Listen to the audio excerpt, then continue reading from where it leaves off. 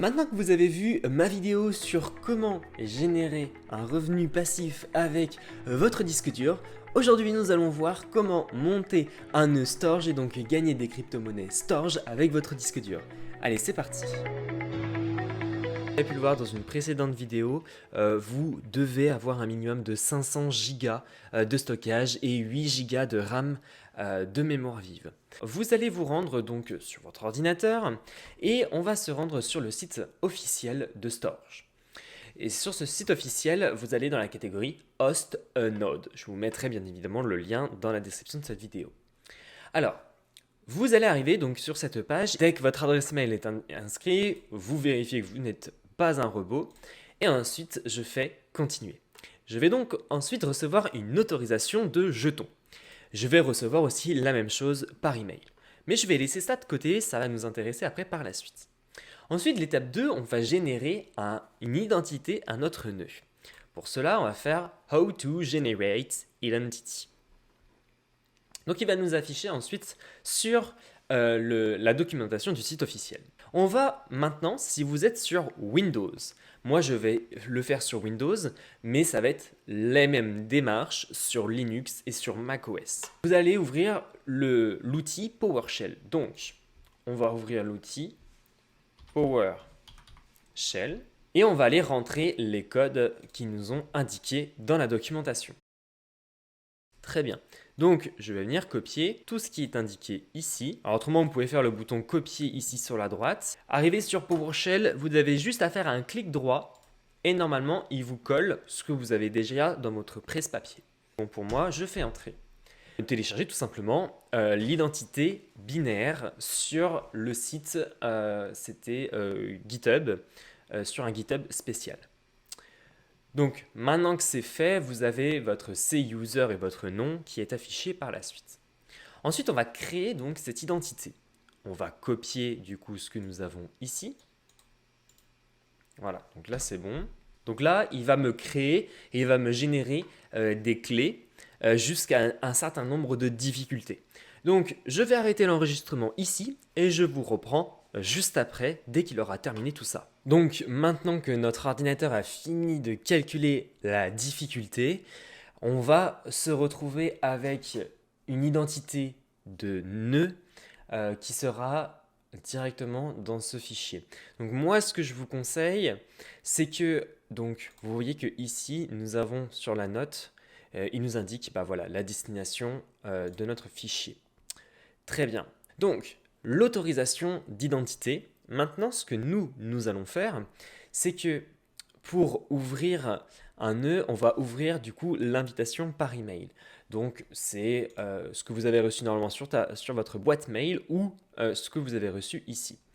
Donc, ce qu'on va faire, c'est que on va venir copier ce que nous retrouvons ici dans la catégorie PowerShell. Hop. Et je vais venir le coller ici. Sauf que ce que nous avons reçu ici, il faut qu'on le mette aussi dans cette ligne de commande. Pour cela, vous allez supprimer tout ce qui est entre parenthèses email ou entre guillemets. Donc là, j'enlève là et je fais commande V. Et là, je fais entrer. Très bien. Donc là, il va me calculer. Et voilà, mon identité Storj a été localisée et a été créée. Ensuite, on va confirmer cette identité. On va copier la ligne de commande PowerShell si vous êtes toujours sur Windows. Hop, CTRL-C, clic droit.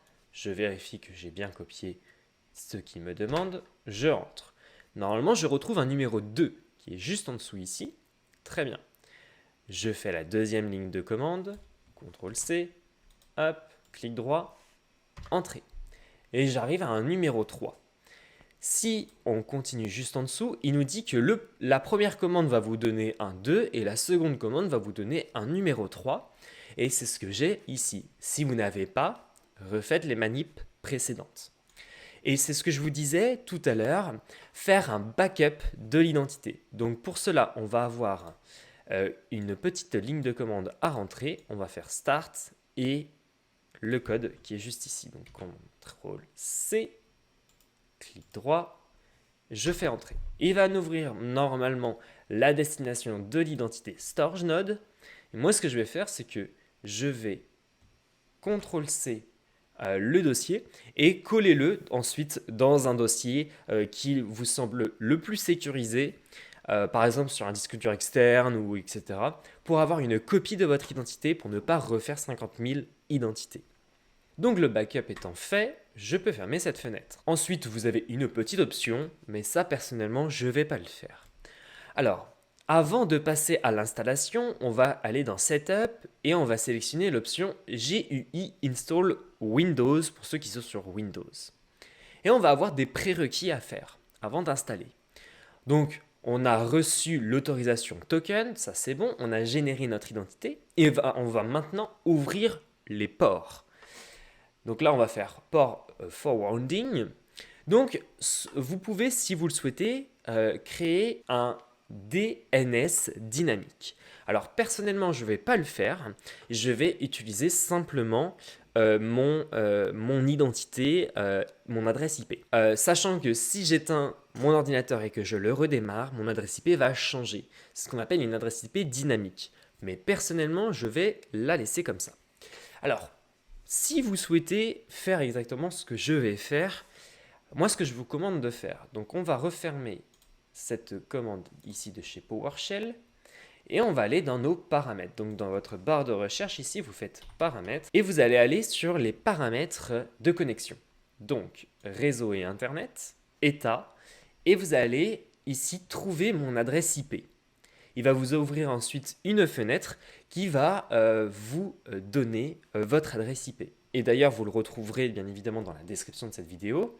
Ce site va vous permettre de donner votre adresse IP et de vous dire si votre port est ouvert. Donc là, vous voyez que j'ai mon adresse IP. Si je rafraîchis ma page, voici votre adresse IP. Si vous le souhaitez, vous pouvez aussi paramétrer directement sur votre carte réseau votre adresse IP. Mais là, personnellement, moi j'ai fait des tests, ça n'a pas fonctionné. Je vous donnerai un site dans la description de cette vidéo qui vous le permettra de le faire si vous souhaitez rediriger vers une adresse IP statique que vous aurez préalablement enregistrée. C'est que je vais suivre donc la documentation que nous avons sur le node storage. Je vais passer les paramètres d'un DNS, ça ne me regarde pas. Alors, pour paramétrer un port,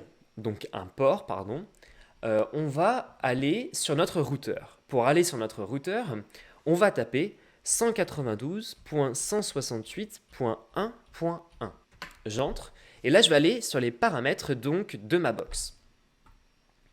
Ensuite, je vais aller sur réseau V4 et je vais aller sur NAT.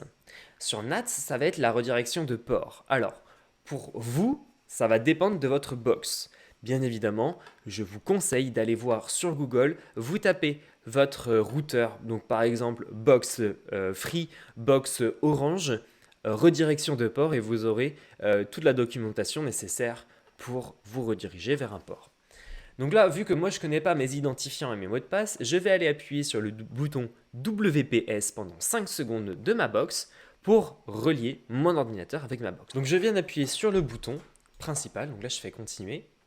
Et là j'arrive sur mes redirections de port. Vous voyez que moi j'ai déjà ouvert un port, donc moi je vais le supprimer pour vous montrer comment ça se passe. On va rentrer une redirection de port. On va mettre storage et on va sélectionner le protocole TCP, le type un port, et on va rentrer ici en port externe, on va rentrer ce qui nous est indiqué dans la documentation. Donc, on regarde et il nous dit le 28967. Dans la box, 28967. On sélectionne l'adresse IP de notre ordinateur. Pour ceux qui sont sur votre box, je vous conseille d'aller voir l'adresse IP de votre ordinateur dans l'état général ou les appareils connectés à votre box. Donc moi, je sais très bien quelle est mon adresse IP. Et ensuite, je re-rentre le port que j'aimerais que ça soit redirigé. Très bien. Donc maintenant, je vais activer et je vais faire le bouton plus. Là, j'ai mon port d'activer sur la documentation et je vais ouvrir un port sur mon pare-feu Windows. Pour cela, je vais dans la barre de recherche et je vais taper pare-feu Windows Defender avec fonctionnalité avancée de sécurité. J'ouvre et là je vais aussi créer un port règles des trafics entrants. Je vais dans nouvelles règles et là je vais créer une règle. Je vais aller dans port, je vais faire suivant et là je vais taper le port qu'on va ouvrir, donc 28 967. Je vais faire suivant. J'autorise donc la connexion. J'autorise la connexion sur les domaines privés, publics et donc les domaines. Là, je vais rentrer un nom, donc par exemple Storj. Et là, je vais mettre connecté, ou, ouais, pardon, je voulais mettre en anglais, mais donc connecté, ne Storj. Très bien. Je fais entrer, et donc là, il m'a créé une ouverture de port. Et donc, ensuite, donc Linux configuration, ça, en tant que Windows, ça nous intéresse pas vraiment. On va retourner dans Setup, GUI, Install, et là, on va faire Next Storage Node. Ensuite, on va arriver donc sur un lien pour télécharger le logiciel sur Windows. Donc, moi, je ne vais pas le télécharger parce qu'il est déjà là, mais vous cliquez sur le lien ici et vous allez ensuite le télécharger. Donc, moi, je l'ouvre.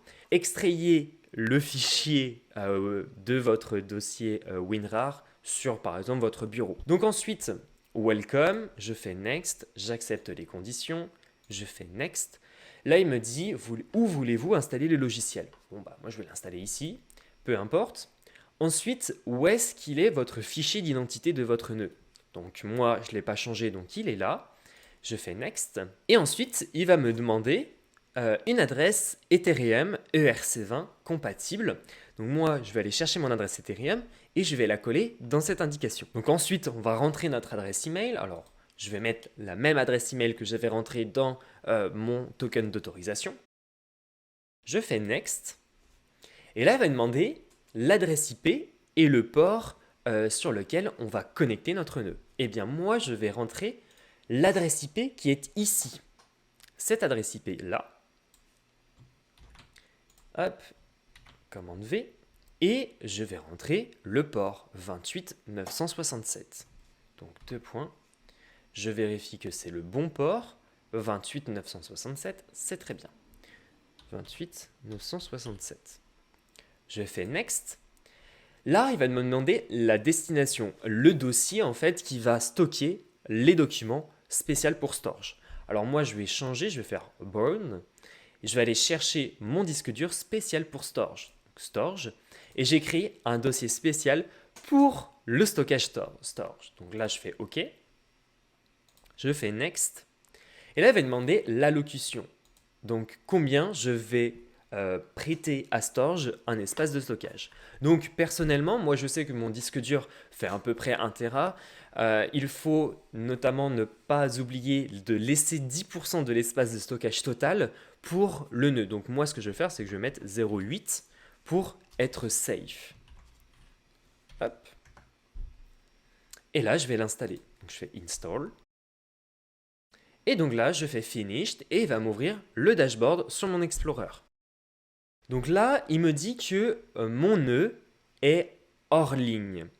Donc là, ce qui veut dire que on va aller paramétrer sur notre carte réseau cette adresse IP que nous avons juste ici. Pour la redirection des ports, si ça ne fonctionne pas avec ce que vous avez réalisé précédemment, ce que je vous conseille de faire, c'est que si vous êtes toujours sur Windows, on va se rendre sur 2 paramètres. Le premier paramètre, ça va être donc dans panneau de configuration. Alors, je vais vous faire le chemin inverse. Donc, vous allez dans panneau de configuration, réseau et internet, centre de réseau et partage. Et sur la gauche, vous avez modifier les paramètres de la carte. Vous sélectionnez ensuite le réseau sur lequel vous êtes connecté. Si vous êtes branché par un câble jusqu'à votre box, ça va être quelque chose comme des Ethernet, donc avec le petit logo juste ici. Si vous êtes cependant par contre en Wi-Fi, vous êtes comme moi et vous êtes avec ça. Dans un premier temps, ici, alors on va mettre ça juste de côté et on va revenir sur un second paramètre et là ça va être très intéressant. Ce second paramètre s'appelle donc le logiciel paramètres.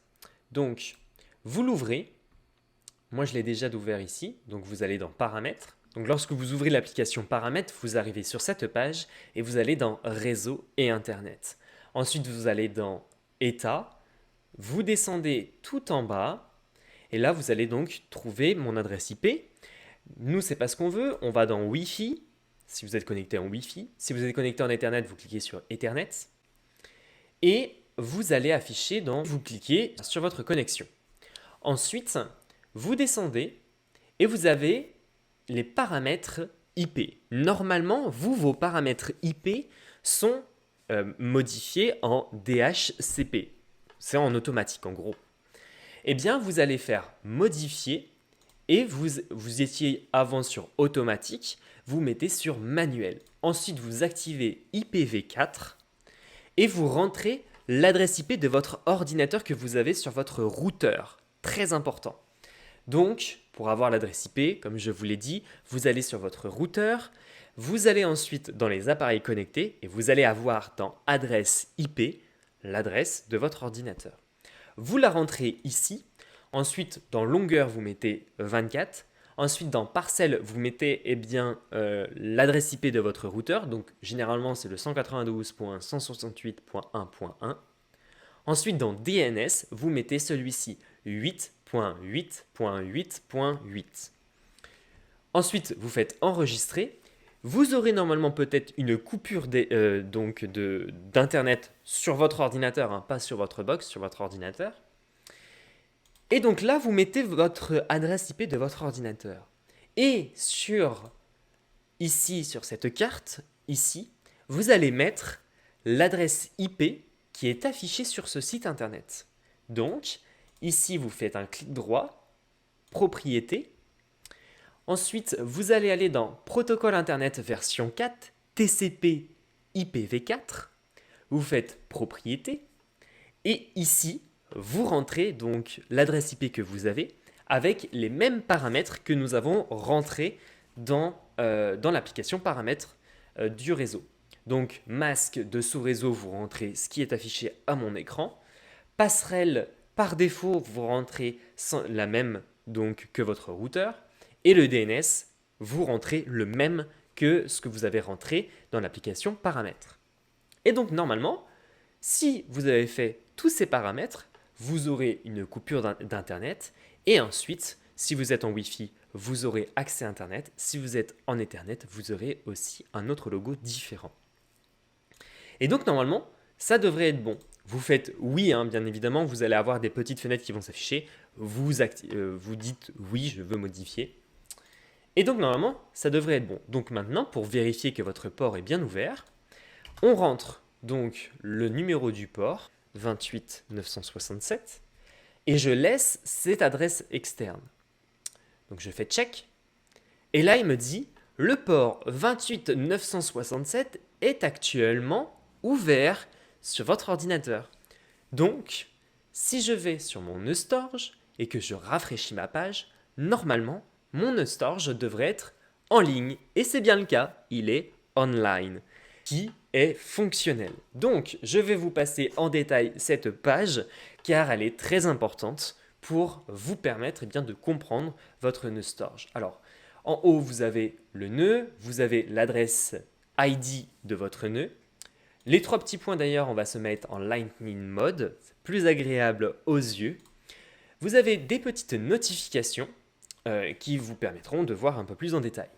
Ensuite, donc, vous avez le statut de votre nœud, vous avez les connexions, les derniers contrats, donc là on est à 0 minutes, la version et la période de descente. Nous avons les choix des satellites, donc tous les satellites. Ensuite, vous avez la bande passante. Donc là, actuellement, on n'a pas beaucoup de bandes passantes, mais ça va s'améliorer. Et en plus, si vous êtes sur la fibre optique, ça va être encore plus intéressant. Donc, vous avez la bande passante entrante et sortante. Ensuite, hop, on va se remettre en bande passante normale. Vous avez l'espace de stockage alloué. Donc, ça va être l'espace par mois. Et ici, l'espace que Storj va utiliser de ce que vous lui aurez donné. Donc là, vous voyez que là, j'ai 9,54 MB, donc mégabits mégaoctets pardon, qui ont été utilisés. C'est pas beaucoup, hein. Nous avons la poubelle, etc. Ensuite, en dessous, nous allons avoir quelques statistiques. Payout, c'est là où on va avoir notre adresse Ethereum qui sera affichée avec en dessous les détails des paiements.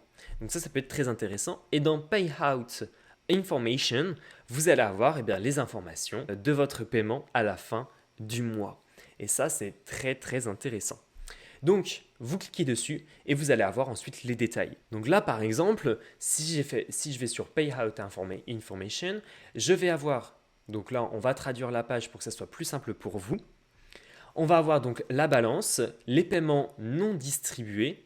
Ça va être les paiements qui vous devront normalement. Donc, vous devez gagner le montant de retrait minimum pour que nous puissions transférer la totalité du montant dans le portefeuille à la fin du mois. Sinon, il restera sur votre solde pour le mois suivant ou jusqu'à ce que vous accumuliez le montant de retrait minimum. Ensuite, les revenus estimés vont s'afficher juste ici. Vous allez avoir ensuite les statistiques sur la période actuelle avec la bande passante utilisée, les paiements, le prix en mégaoctets, etc. Et le montant que vous allez gagner ici, le total détenu et le total retourné. Donc voilà pour les statistiques des paiements. Maintenant, si vous souhaitez acheter vos premières fractions de crypto-monnaie, n'hésitez pas à regarder dans la description de cette vidéo. J'ai créé un accompagnement et une formation totalement gratuite qui va vous permettre d'investir et d'acheter vos premières fractions de crypto-monnaie. Donc voilà, si vous avez aimé cette vidéo, n'hésitez pas à la liker, à la partager, n'hésitez pas aussi à vous abonner à la chaîne en cliquant sur le bouton rouge. Bref, vous connaissez la musique. Si vous avez la moindre question sur un nœud storage, n'hésitez pas à vous lâcher dans les commentaires de cette vidéo. Les amis, je vous remercie et on se retrouve à la prochaine dans une nouvelle vidéo. Allez, ciao ciao!